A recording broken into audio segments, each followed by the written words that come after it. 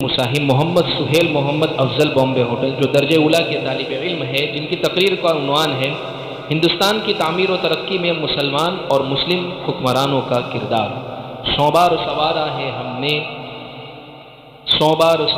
ہے ہم نے اس ملک کے گیسوئے برہم کو، یہ اہل جنوب بتلائیں گے کیا ہم نے دیا ہے عالم کو۔ بسم اللہ الرحمن الرحیم،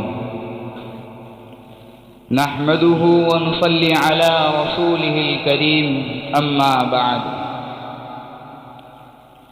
یہ دستور زباں بندی ہے کیسا تیری محفل میں، یہ دستور زباں بندی ہے کیسا تیری محفل میں، یہاں تو بات کرنے کو ترستی ہے زباں میری۔ ٹپک اے شمع آنسو بن کے پروانے کی آنکھوں سے، ٹپک اے شمع آنسو بن کے پروانے کی آنکھوں سے، سراپا درد ہوں حسرت بھری ہے داستاں میری۔ حضرات علماء کرام، طالب علم ساتھیوں اور شرکائے بزم، ہندوستان کے تاریخی اوراق ہندوستانی مسلمانوں کی قربانیوں سے بھرے ہوئے ہیں۔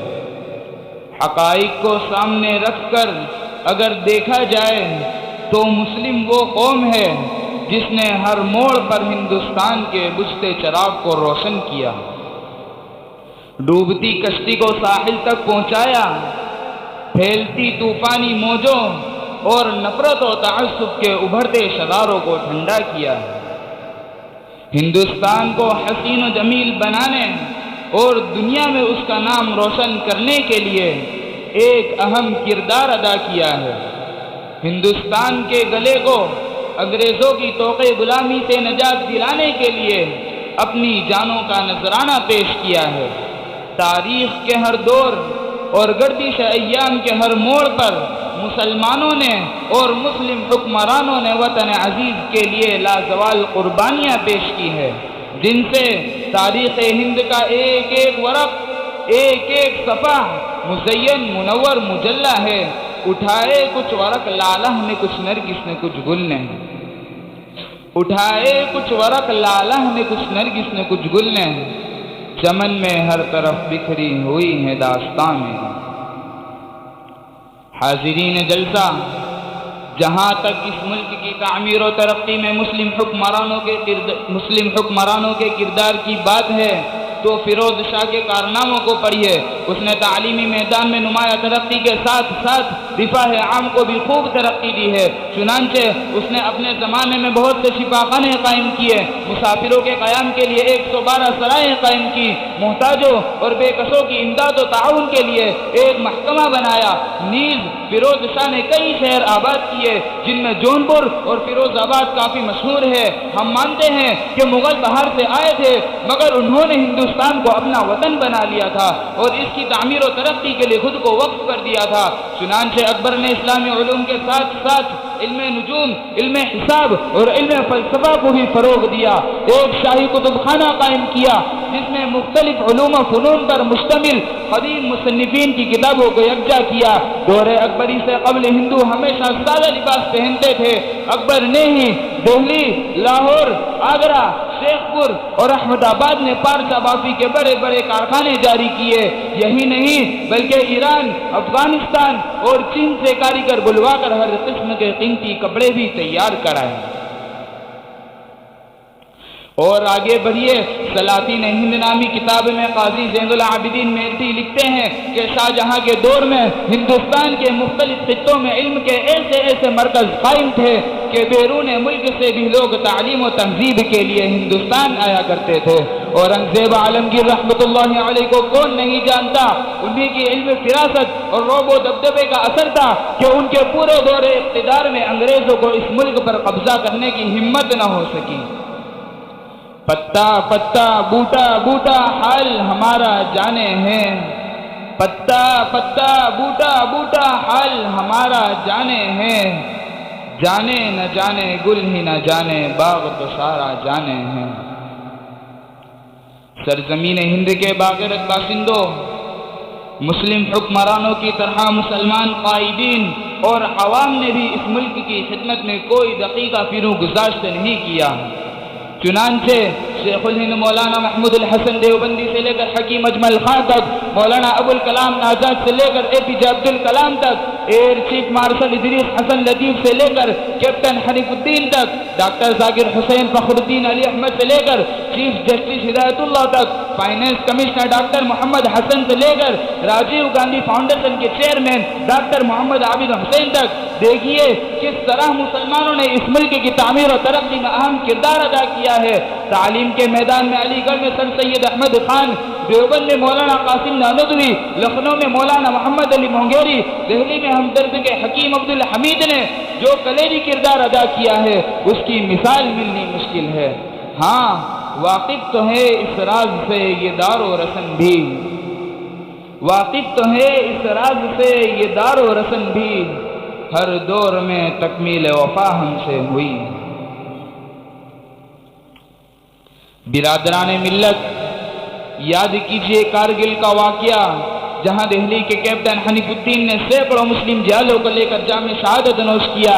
کیا تم بھول گئے حیدرآباد کی مسلم خاتون ثریا بدر الدین طیب کو، جنہوں نے ہندوستان کا قومی پرچم ترنگا تیار کیا؟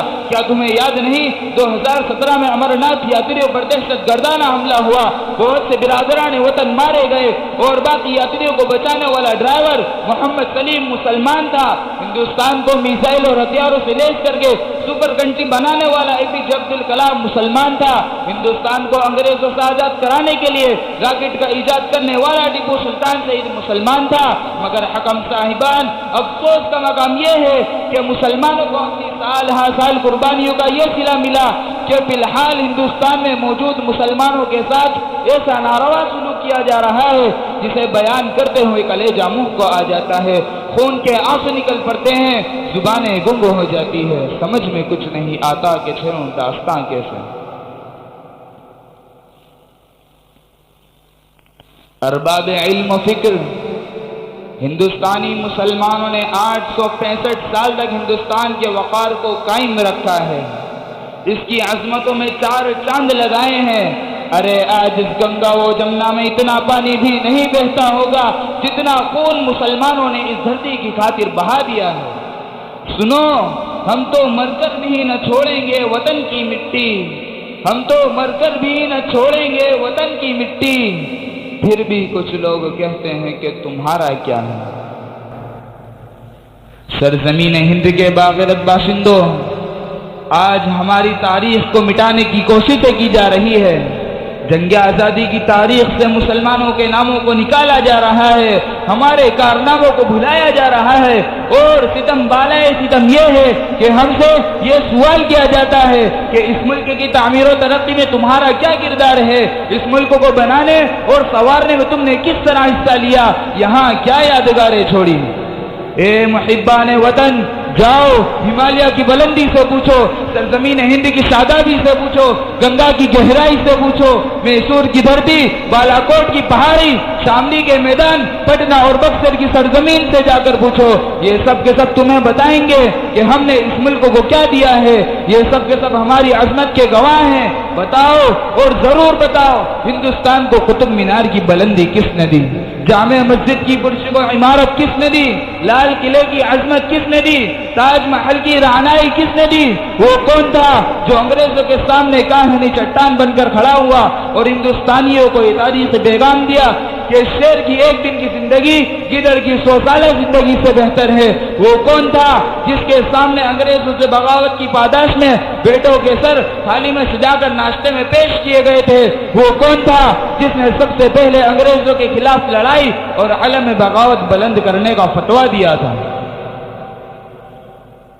ہاں ہاں، یہ سب ہمارے ہی جوان تھے، یہ سب کے سب ہمارے ہی سپوت تھے۔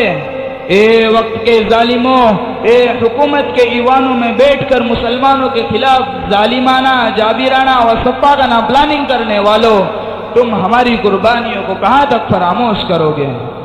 ایک بار نہیں، 2 بار نہیں، بلکہ 100 بار سوارا ہے ہم نے اس ملک کے گیسوئے برہم کو، 100 بار سوارا ہے ہم نے اس ملک کے گیسوئے برہم کو۔ یہ اہل جنو بتلائیں گے کیا ہم نے دیا ہے عالم کو، وما علینا الا البلاغ۔